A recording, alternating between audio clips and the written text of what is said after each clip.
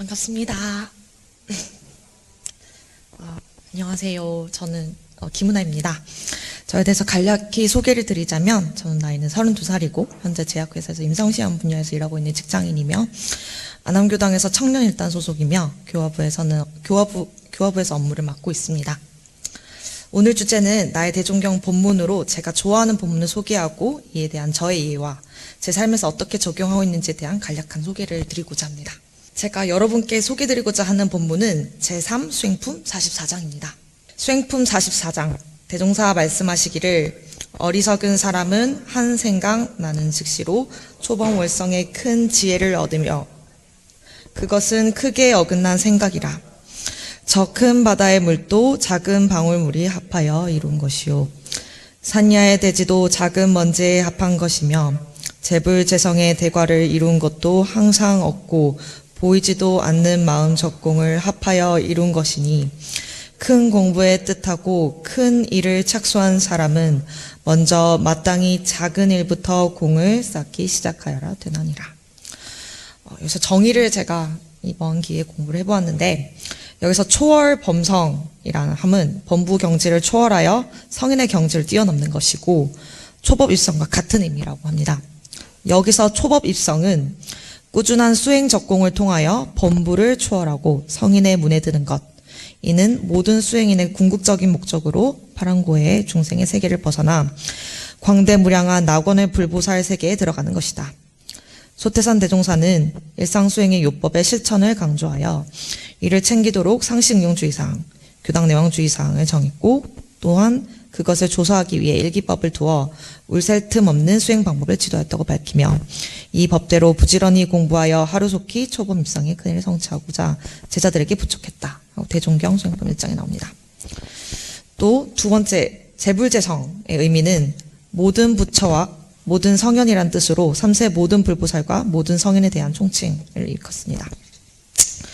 대과는 큰 결실 수행을 통해 얻게 되는 큰 열매, 대원정각을 한 대각열에 위해 도인이 되는 것이고 여기서 적공은 많이들 아시겠지만 오래오래 수행에 정진하는 것, 사막수행을 병진하여 3대력을 갖출 때까지 용맹정진하는 것을 뜻합니다. 그래서 저는 이 본문을 보았을 때 해당 내용은 이소성대와 같은 뜻으로 급한 생각에 조급심을 낼수록 중도에 포기하는 경우가 많음을 지적하는 내용이라고 생각합니다. 큰 바다의 물도 작은 방울물이 합하여 이루는 듯 원불교 청립정신 중 하나인 이소성대의 마음을 가지라는 뜻으로 보여집니다. 저는 다른 본문은 몰라도 정자원의 수행편과 대종경 수행품을 자주 읽는 편인데 그 중에서 마음이 좀 조급하고 할 일이 많아서 멘붕이 올 때 수행품 44장을 읽으며 마음을 다스리는 편입니다. 저는 얼마 전부터 드럼을 배우고 있습니다. 유튜브를 통해 막 두드리고 패고 박자를 쪼개는 것에 매력을 느껴 저도 유튜브를 보고 바로 다음날 드럼 수업을 등록하였습니다. 시작을 해보니 저도 꽤 재능이 있었던 것 같고 자신감이 붙어서 바로 제가 생각해둔 곡을 시작했으면 하는 바람이 컸습니다.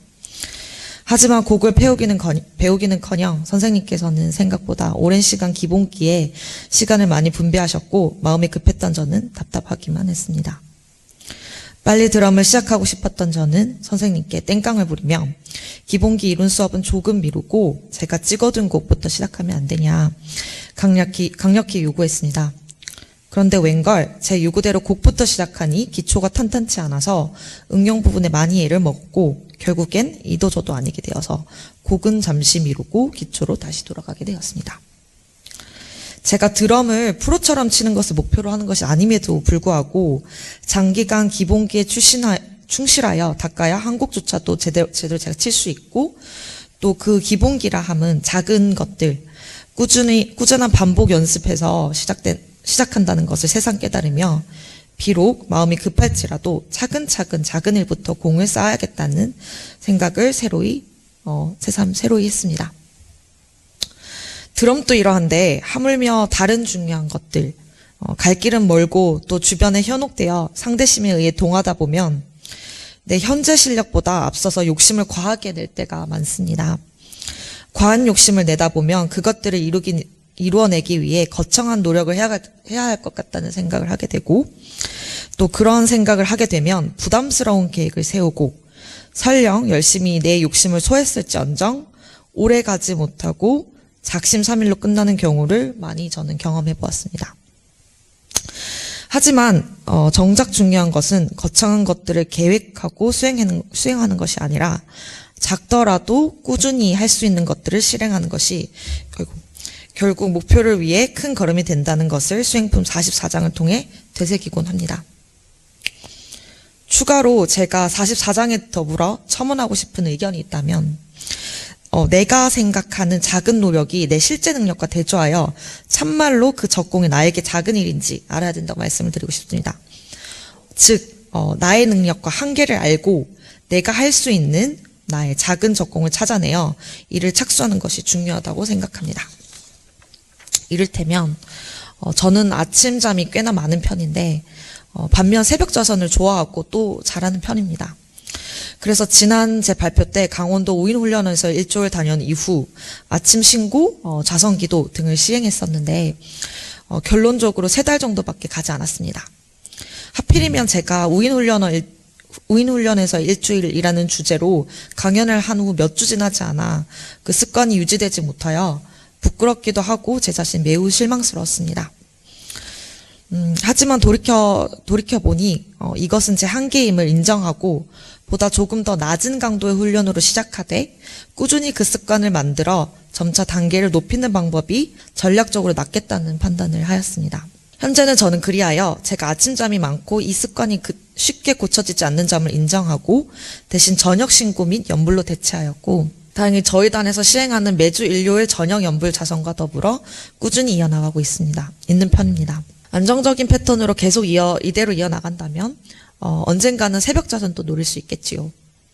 제일 중요한 것은 포기하지 않고 제 눈앞에서 제가 할 수 있는 것들, 부처가 되고자 하는 저의 뜻은 세워졌고 그리고 포기는 하지 않을 테니까요.